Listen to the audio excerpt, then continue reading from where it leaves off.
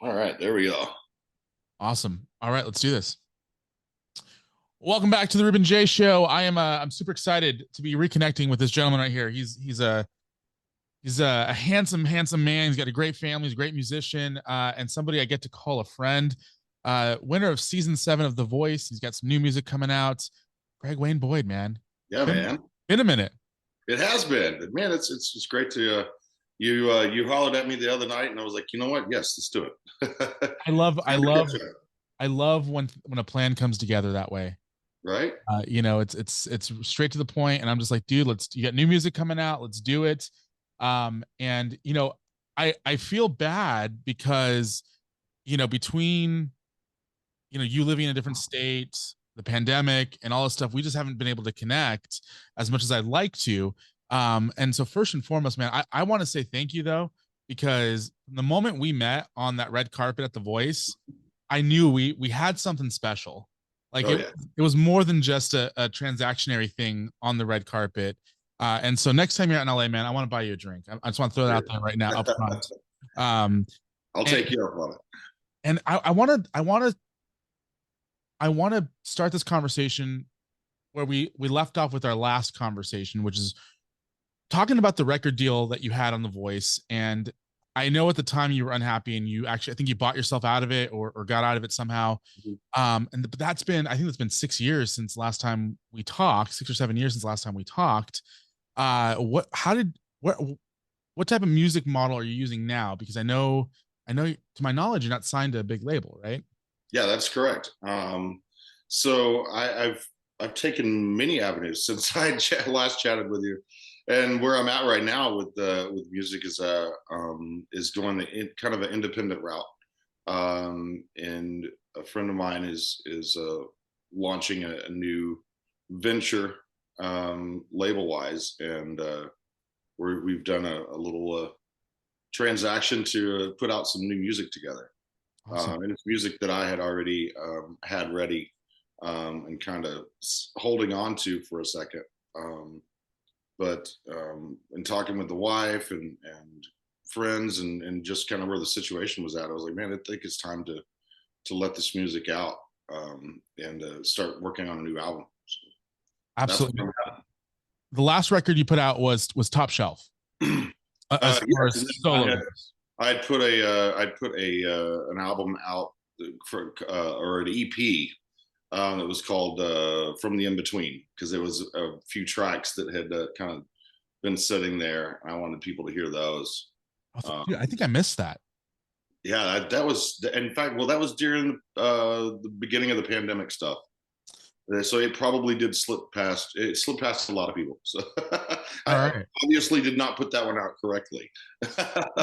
Well, I think in the middle of the pandemic, nobody did anything correctly. Exactly. It was just like, all right, I have lost every avenue of income stream, and let's try to figure this out.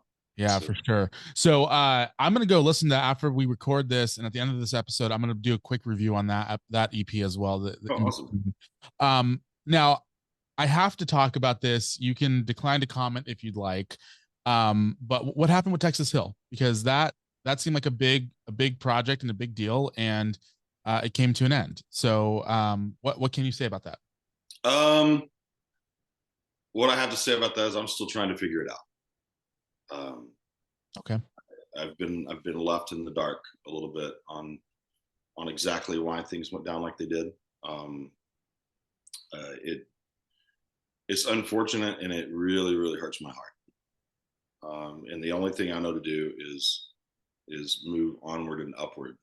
Um, but if I had an answer for you, I would give you one. But honestly, I don't know. Maybe time will tell. Hopefully, Yeah. hopefully that It's, was I was it was a project that I was very passionate about, and I absolutely loved the music that we were putting together, and even the music that was to come, because we were already in that process. I could speculate in many different ways of what really went down, um, but there's speculation to speculation. I have not gotten a straight answer, so I don't know. well, that's fair enough. I remember when you told me about that group, man. You told me about that group about a year before you officially came out with it. Yeah, it was something it was a passion project for me, and I really wanted to make this thing work, and I thought I had, had found the right two individuals to do that, to put that group and that thought together. Because there was a couple of different folks that had come to mind to do something of the sort. Um, but I was a fan of both of them, and for that matter, I've always been a fan of both of their voices, and I will continue to be fans of their voices. Yeah, man. Well, I'm stoked for what's coming next. You have a song coming out, I believe Valentine's Day, Yes. which is tomorrow, as Yeah, of the time this interview comes out. It's called, correct me if I'm wrong, One Line Away. that's right.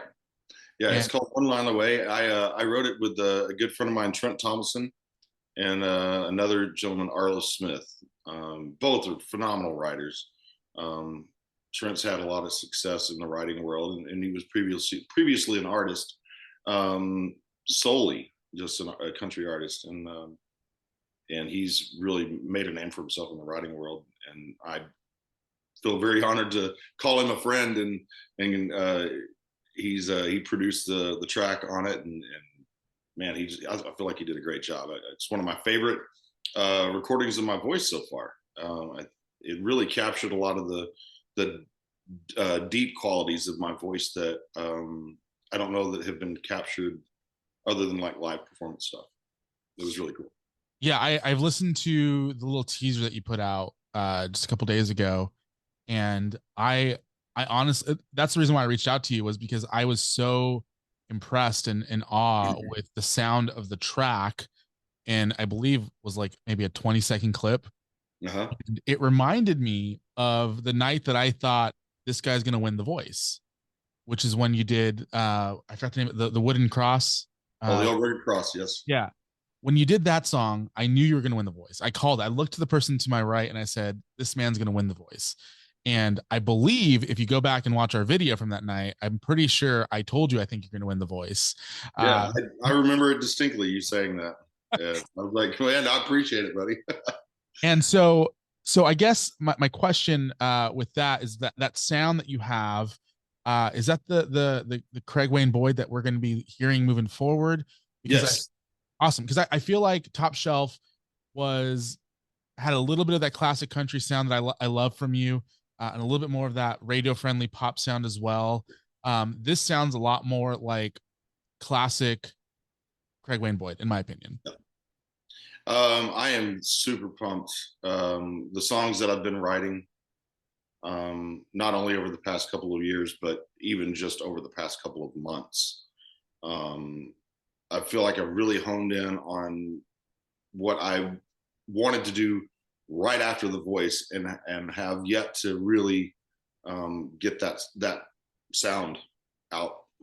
And I mean, it's taken what 7-8 years now to get to that point, but I feel like now I'm the maturity level vocally and also mentally, and in life in general, I'm able to do and express these songs how I feel that they should be expressed, and it's from experience. Because coming off of The Voice, I had a son, and had a long-term relationship, but the responsibilities of having 5 kids and a wife, and trying to keep the level of security that I feel that they deserve, um, is it puts a little bit more angst in your voice, and it really, it pulls it out, man. Yeah, for sure. And that was one of the things that I remember, you know, Texas Hill kind of went quiet for a minute and you weren't really doing much. And I thought to myself, I'm like, I wonder if this dad life, had caught up, because it's not easy being a dad and it's not easy being a musician. And I'm sure it's not easy being a full-time musician, a full-time dad, and a husband, you know. Mm-hmm. And so I'm glad to see that you're using that as inspiration and, as the fuel to move you forward. Because I think that the world's a better place with more Craig Wayne Boyd in it, and more music coming out than not, in my opinion. Man, I really appreciate that, and honestly, it music is my life. It really is. It's the lifeblood that's in my veins, and it's what keeps me motivated, what keeps me going.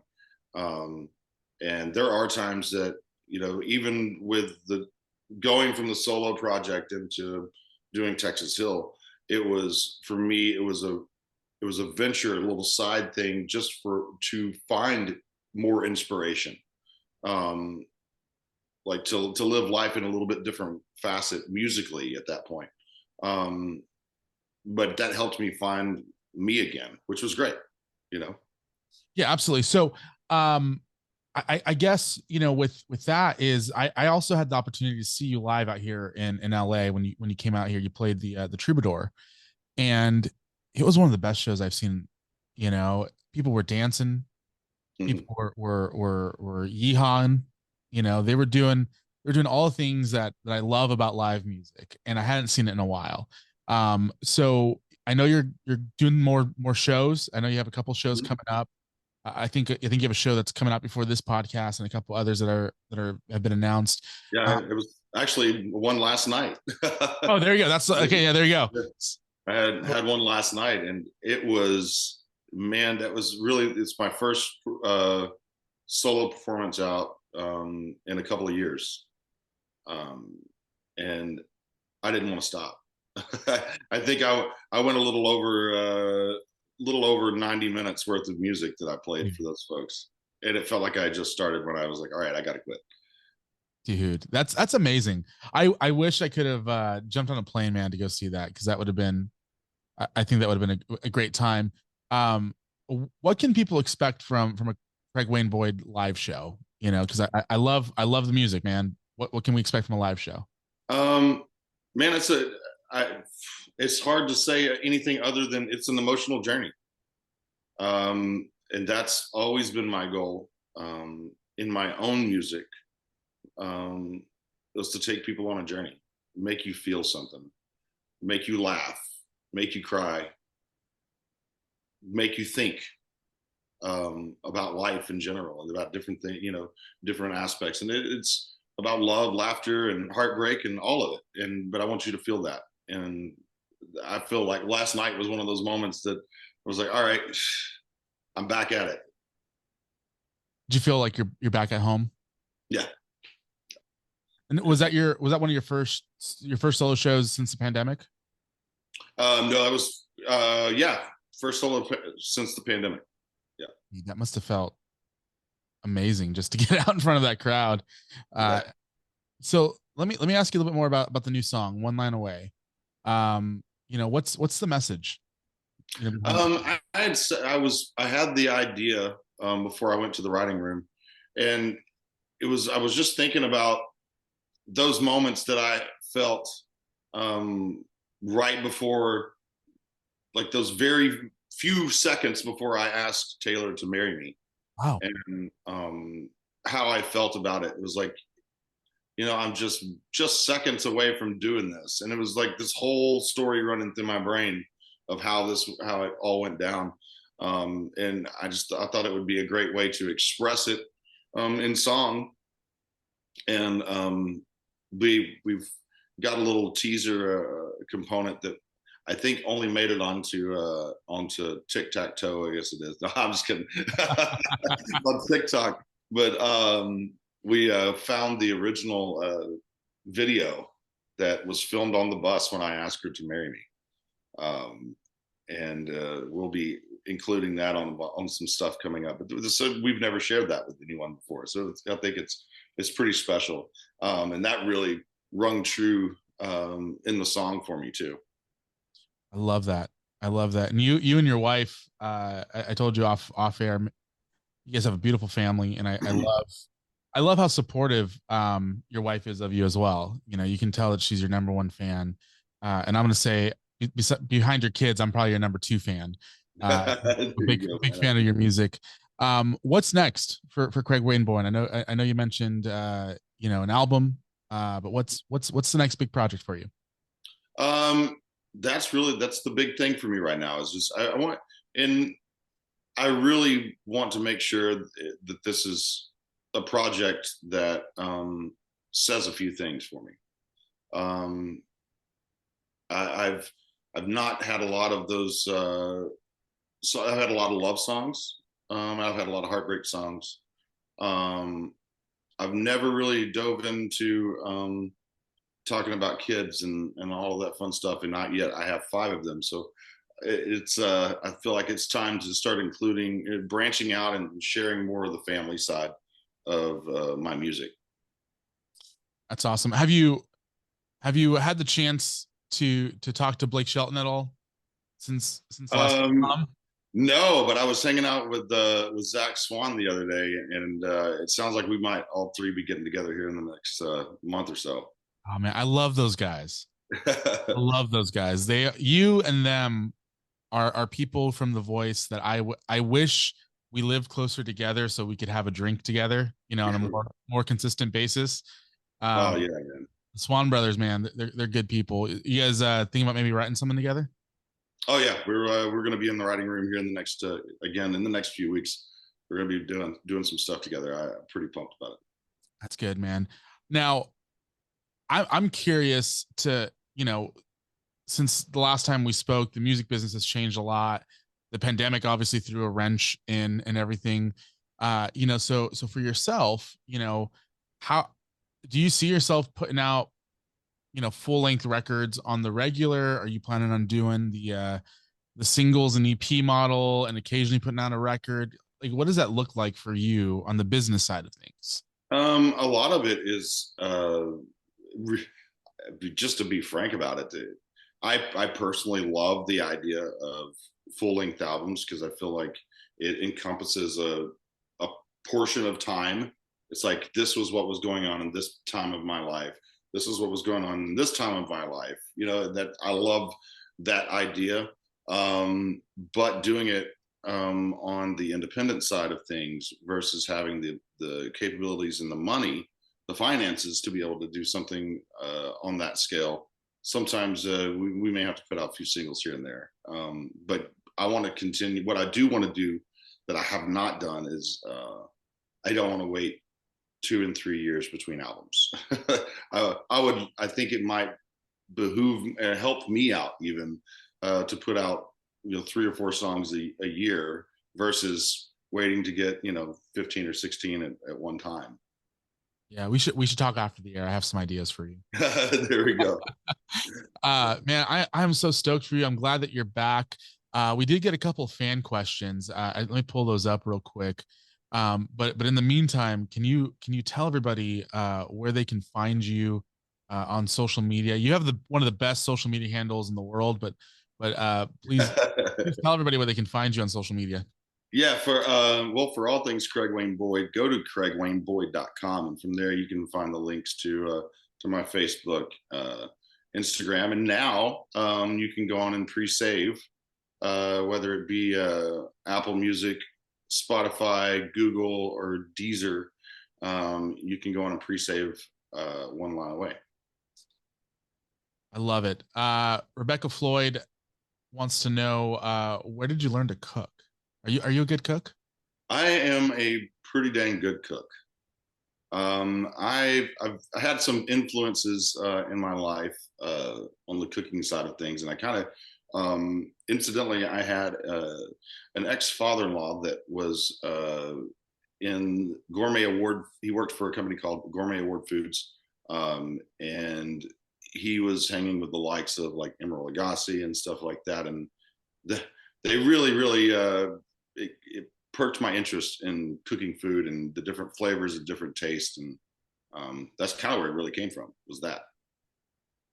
I love that. My good friend Lauren wants to know what's your favorite guitar? Oh goodness, I have so many. I can look across the room from where I'm at right now, and I think there's about 30 some odd cases over there Oh my gosh. of guitars. Are you an acoustic guy or an electric guy? I have a pretty even collection. I play acoustic more often than I do electric. I've never been much of a lead player, so electric has not been my bag as much. But I mean, I love the old Martins and stuff like that. I don't have any of those. I do have a couple of old Gibsons. The guitars that I'm presently playing on stage is a Cole Clark, which is out of Australia. Um, and they have a patent on their pickup systems that I just fell in love with, and because it sounds like the guitar's mic'd on stage rather than just being like plugged in with a piezo pickup on it. It just has a whole different level of technology that they have a patent on, and they sold me on it. We gotta get him to sponsor you and send you a bunch of guitars for free. There we go. That's gonna be my mission for you. Nice. All right, last fan question here is what song from The Voice do you think that you're gonna perform live on your upcoming shows? Oh man, I have a few of those that continue to pop up. Of course, Johnny Cash is one of those, and I usually try to end out the night with the Old Rugged Cross because I feel like it's just it puts the ribbon, it ties the bow in the ribbon. There you go. There you go. Ties the bow in the ribbon. Well, man, Craig, I love you. I appreciate you. The new song "One Line Away" is out tomorrow. Wherever you get your music, head over to craigwayneboyd.com for more information about his shows, his music, to pre-save, to pre-order, buy merch. I don't know, you have merch? Yes, we got Go some buy merch. some merch. Go buy some go. merch. Go support independent music, man. There's not many people in this world that I say deserve support, and Craig Wayne Boyd is he is one of those people who I think everyone needs to go out and just support. It's good music and good people, man. And I appreciate your time. Brother, I appreciate it, man. Thank you so much for reaching out, and man, can't wait to see you soon. You coming out to LA soon? I'm going to be out on the West Coast in May, so I'm still putting some of that together, but LA may be one of those stops. All right. Well, if worst case scenario, man, if you're within driving distance, I'm gonna come out and see you. Very nice. All right. Hang on for 1 second. All right. All right, brother. I appreciate that.